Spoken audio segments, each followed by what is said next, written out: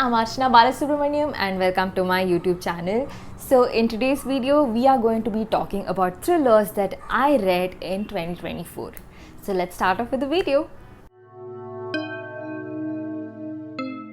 So today we are going to be talking about 5 thrillers that I read in 2024, and then we are going to be putting that into the yes, no and the maybe pile. Yes pile means you definitely have to read that thriller. Maybe means based on the synopsis, if it interests you, you can go ahead and then read it. And if it's in the no pile, it means that I completely do not recommend it. So I'm going to be giving you a little synopsis of the books that I read, and I'll also tell you what I felt about those books, and I'll also let you know my rating on those books. So with that, let's start off with the video. The first thriller that I'm going to start off with is called The Maid. It was written by Nita Prose. I believe it's her debut novel, but then it is so well written that you won't be able to make out that this is this author's first novel. And okay, so the plot of the book goes like this. So Molly is a maid who works at the Regency Grand Hotel. She is someone who takes a lot of pride in her work. She likes to keep the room spotlessly clean so that when the next guest arrives, they have a very pleasant experience. But then there is one drawback with the way Molly behaves. So Molly is someone who cannot read the room, she cannot really understand the intentions of people, and a lot of time if people are being sarcastic or something like that, she doesn't understand. She takes that at face value. So whatever she sees, she takes it at face value. So Molly doesn't have parents. She used to have her grandmother who passed away recently. So as long as her grandmother was there, Molly had a little bit of support because her grandmother used to advise her on things, give her little life lessons so that she could carry on with her life in a better way. But then ever since she lost her grandmother, she has been living alone and she is at a loss of how to navigate through life. And generally she has a little bit of difficulty navigating through social situations because she's also a little socially awkward. So Molly's life takes an entirely different turn when she actually goes into a room to clean the room, but then she discovers that a businessman who used to visit them regularly by the name Charles Black is found dead. She immediately reaches out to the receptionist and she faints because of the shock. But then life doesn't become easy once you notice a murder at a hotel, right? So she is questioned by the police. A lot of people believe that she is guilty, and personally I felt really sad for her because in times where she was being interrogated by the police and all of that, she was very awkward. She couldn't read social cues. So when the police was sarcastic, she used to take it at face value and she used to do exactly like that, and a part of it was pretty heartbreaking for me. It was during this testing time that Molly realizes that there are a few people in her corner and they will do anything to support her. It was actually very heartwarming. It has a lot of friendship to it and the lengths to which people go. So how Molly and her newfound friends come together and try solving this murder, because all of them are amateurs at solving a murder, and how that entire thing goes is what this book is all about. This particular thriller, I would put it in the maybe pile. I rate it about 3.5 stars because a lot of times we go with expectations into a thriller thinking that it should have a chill running down our spine and things like that, but this in fact felt like a very beautiful read in fact. So I do recommend this thriller if you like the plot, but I would rate it a 3.5 stars, and I did love reading it. I did enjoy reading it. Okay, so now let's move on to the next thriller. The next one is called Everyone in My Family Has Killed Someone. It's written by Benjamin Stevenson. So this particular book, when I read the synopsis of this, I actually made a Blossom Book Haul video a couple of days back. So in that, while reading the synopsis itself, I laughed a lot. So and to actually it stays true to that, the entire narration of this particular thriller is very humorous, and throughout the book in multiple places, even though there were murders happening, I was laughing. Okay, the writer has a really good sense of humor. So the synopsis of this plot goes like this. The main character is called Ernie Cunningham.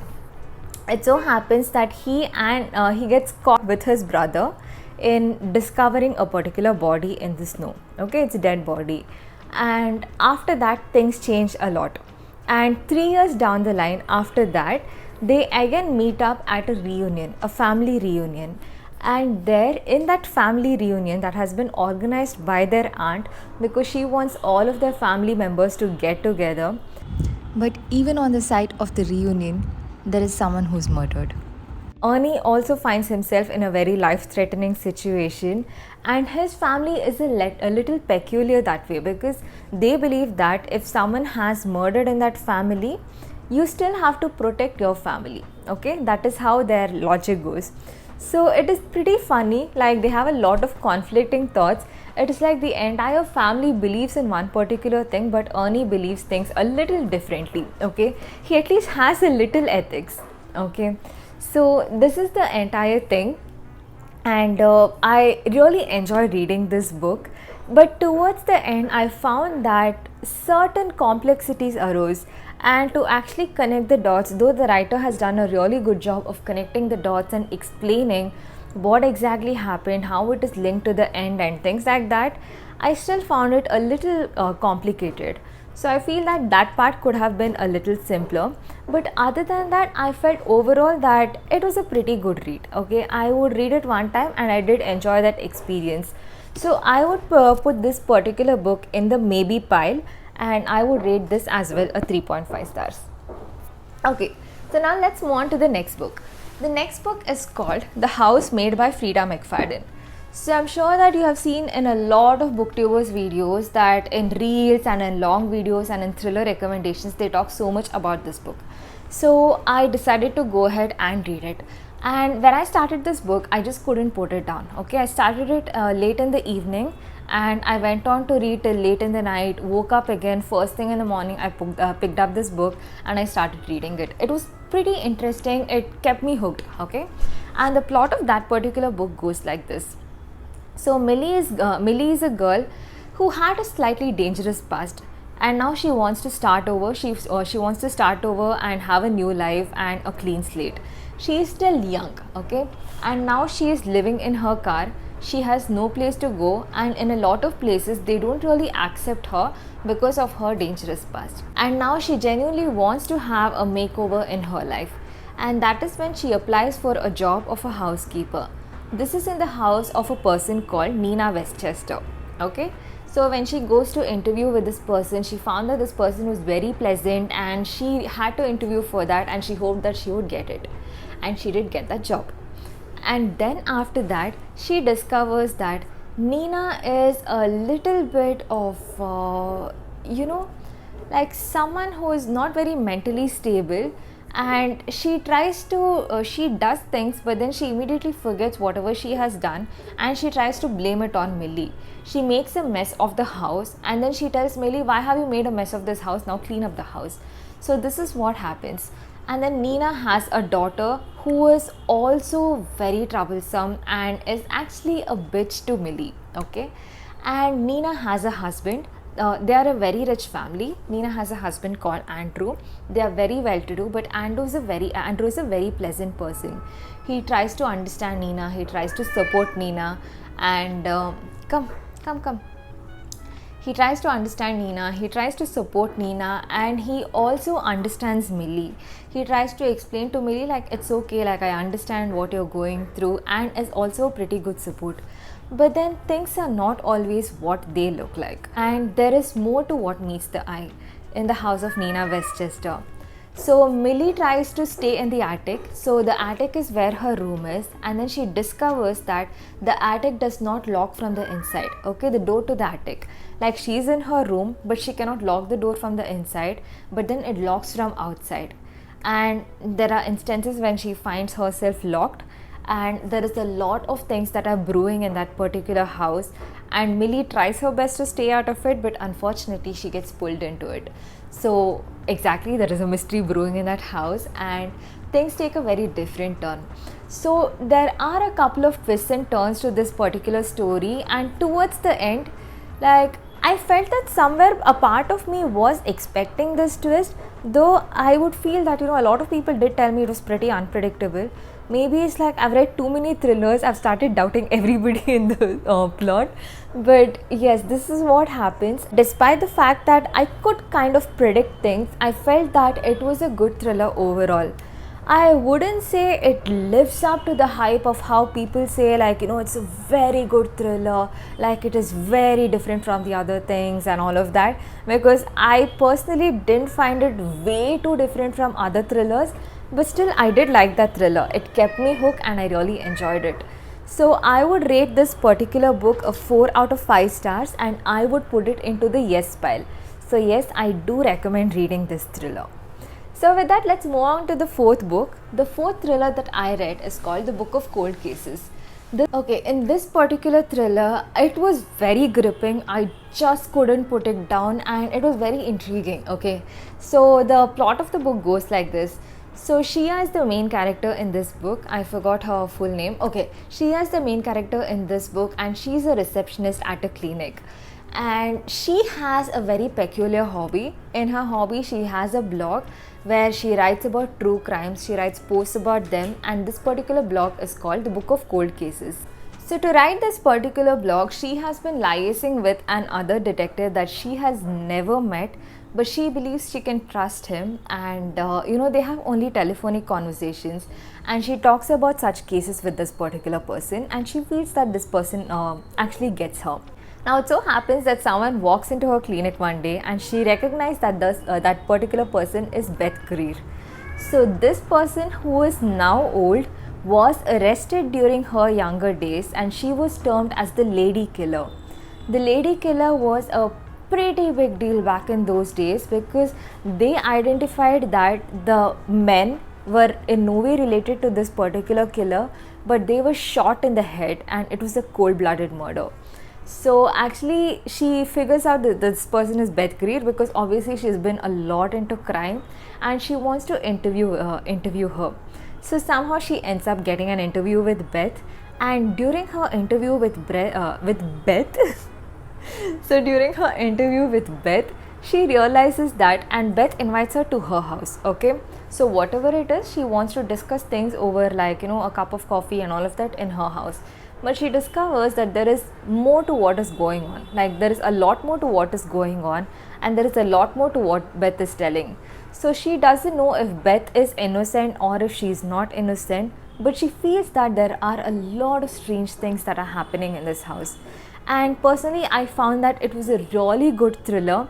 And I picked this book up thinking that it is only a thriller, but I also discovered that there are horror elements to it. Okay, and I was alone while reading this particular book. Like, most of the time I was alone, and I was pretty scared. Okay, I was in the hall on my couch and I was constantly like looking towards the doorway to see if something is happening, and I'm generally like that. So whenever I read something that is horror related or a thriller that is very icy, I tend to look at the door to see if, like, someone is actually appearing.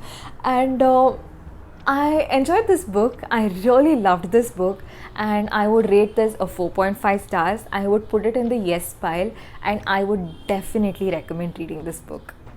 So now let's move on to the last book, and this last book was released in 2024 in Jan. It is called First Live Wins. So I picked up this particular book because it was recommended in Reese Witherspoon's book club, and I must say this is one of the thrillers that I enjoyed the most in the entire list of thrillers that I have read this year. Okay, so the synopsis of the book goes like this. Evie Porter is with her partner Ryan and they invite friends over for lunch. And after they come in, like, she realizes that Ryan has a good social life, and the entire setting, like, in the beginning seems good. Okay, so when you see that, you feel like they are partners who really understand each other and this relationship is headed the right way. But then it turns out that Evie Porter is just a name that she has given herself, a name and identity that was created by her boss because she had an assignment that she had to undertake. So Evie Porter is tasked with finding some information on Ryan, with whom she's been pretending to be a partner. So Evie has been tasked this by Mr. Smith, and she has never really met Mr. Smith. So all she gets is phone call where his voice is masked. It's not even a real voice. It sounds more like a robotic voice. And not just that, she gets all deliveries through other people, and those are the deliveries like, you know, ID cards, passports and things like that, because Mr. Smith makes sure that he creates proper identities for her, okay, proper information, so that even if someone actually wants to look her up, it looks like this person actually exists. And Evie's life and mission is actually kind of going smoothly until someone walks into her life with her original identity from the place that she is from, claiming to be her.